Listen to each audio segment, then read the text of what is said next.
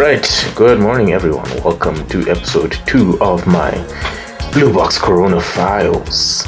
This is a sneak peek into how I've been living under coronavirus.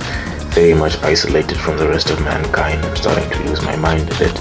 But this is a very, very small insight as to what I've been doing, what I've been up to, and the things that have been keeping me entertained in my straitjacket of sorts.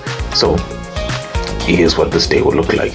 We're gonna have Today in Fiction, where I break down some of my favorite books that I've read in the past 20 years. It's a very childish list. Please don't expect anything too marvelous. Then I'm gonna go to the news segment.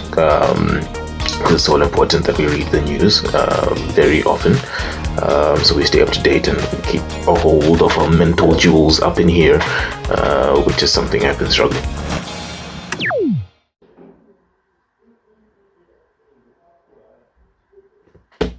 Right, good morning everyone. Welcome to episode 2 of my Blue Box Corona Files. This is a sneak peek into how I've been living under coronavirus. Very much isolated from the rest of mankind. I'm starting to lose my mind a bit. But this is a very, very small insight as to what I've been doing, what I've been up to, and the things that have been keeping me entertained in my straitjacket of sorts. So, here's what this day will look like. We're gonna have Today in Fiction, where I break down some of my favorite books that I've read in the past 20 years. It's a very childish list. Please don't expect anything too marvelous. Then I'm gonna go to the news segment, because it's all important that we read the news very often, so we stay up to date and we keep a hold of our mental jewels up in here, which is something I've been struggling with. So yeah, coronavirus definitely happens to be there. And then I think I'll just end off on just something I've seen on Netflix or what I thought about the media I've been consuming recently. So without further ado, let's get into it. With Today in Fiction, I have Skullduggery Pleasant, Last Stand of Dead Men, one of my all-time favorite books from the series. Derek Landy is an amazing author. I've always been so invested in his series. He has 8 books, I believe, in the series or more.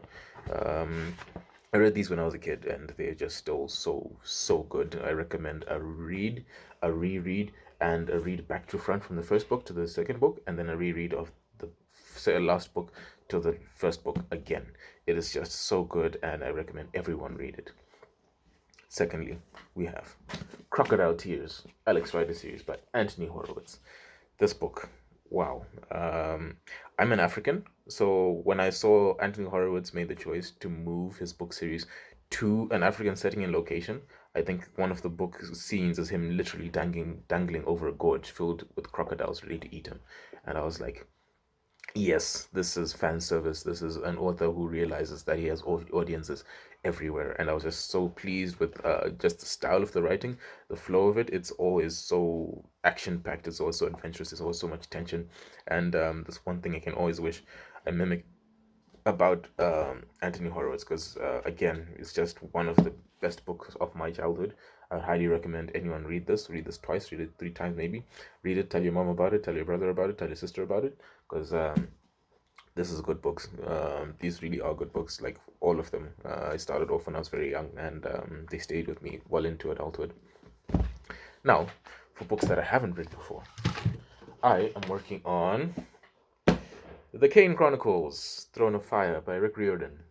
I haven't experienced this author before. I read the blurb and read the first 2 chapters of this book. It seems interesting enough, so I think I'll give it a shot since I'm in self-isolation and in quarantine and all that fancy stuff. It seems pretty good. It's very magical. A lot of fantastical elements in it. So yeah, that's what I'll be busy with for the rest of the week. That's me in fiction for this week. I really am a massive consumer of fiction and fictional books. It is my favorite genre.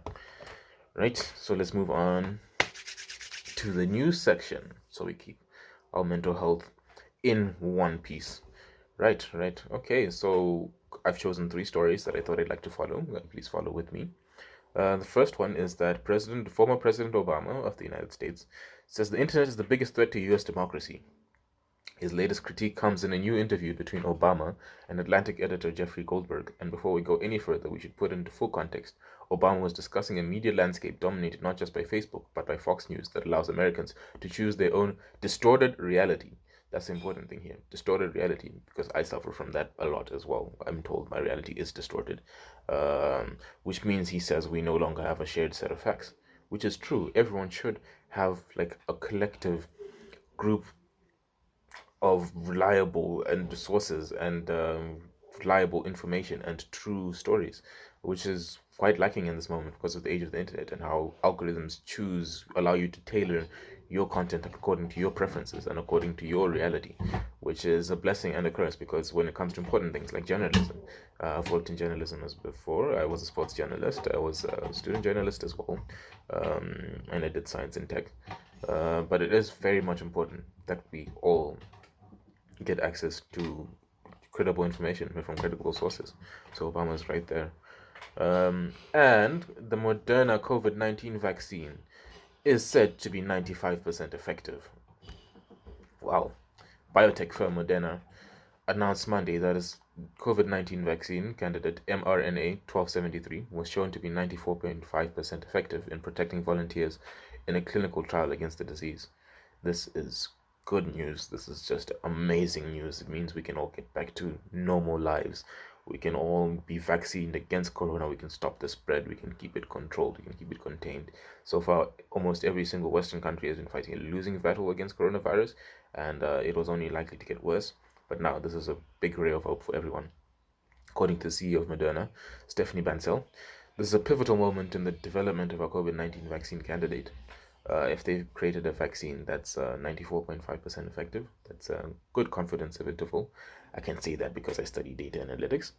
But it's more good news following Pfizer and BioNTech's announcement of positive test results for their COVID-19 vaccine candidate, a trial a week ago.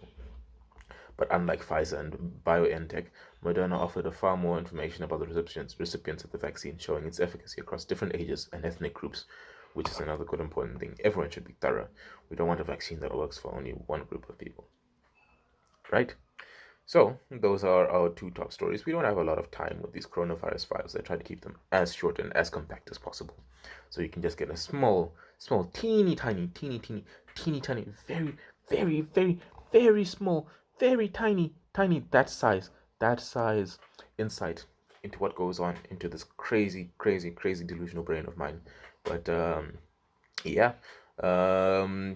To wrap off, I think I'll just talk about things I saw and experienced, like maybe watching Netflix. I finally got a chance to finish Rick and Morty and The Punisher, which is Marvel's The Punisher. I do love all of my Marvel Netflix shows. It's a shame that they have been cancelled. They've been cancelled for a while now, which I think is totally outrageous because I love those shows so much. One thing I was really impressed by was how they brought back Ben Barnes' character. Once, without spoiling too much, I'll just say he was one of the highlights of the first season, and he's still the show stealer of the second season, just because of just how marvelous of an actor he is. He has so much range and so much emotion and so much relatability that makes his character even more entertaining to watch than Frank sometimes. And I'm just really glad they went with the angle that even though he's a bad guy and he's like leading a bunch of bad guys, like he still like puts his foot down on things like sexual assault. And I'm like, yeah, you see, there you go. There's a good picture of the U.S. Marines, and there's a good picture of who the character that Ben Barnes is playing, Billy Russo. Without spoiling too much or delving into the plot of what happens there, he's one of the antagonists.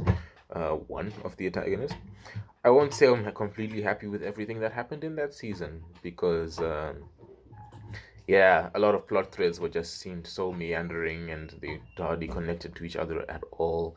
But it did make sense in the end without spoiling too much. But while you're watching, you're like, hey guys, can we just get to the point, please, before I crawl my face out like Billy Russo? So, yeah, it was that. That was pretty cool. Then I watched Rick and Morty. Rick and Morty is always a fun romp in the ridiculous side of things. So when I was watching that, I felt, yeah, it was very entertaining. Rick Sanchez is such a narcissist. Like, to be honest, very toxic, abusive person. It's fun to watch, sure, but then when you realize that this is not a role model, you just kind of like step back a bit and realize, okay, this looks like a lot of fun, but I'd rather watch the Star Trek cartoons with all that hilarity and those hijinks, and just a bit more youthful optimism. But anyway, that's just me.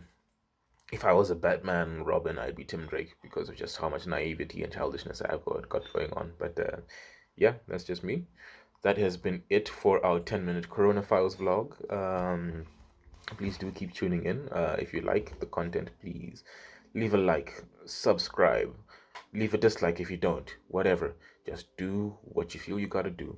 And thank you so much for tuning in. Thank you so much for giving us the time of day.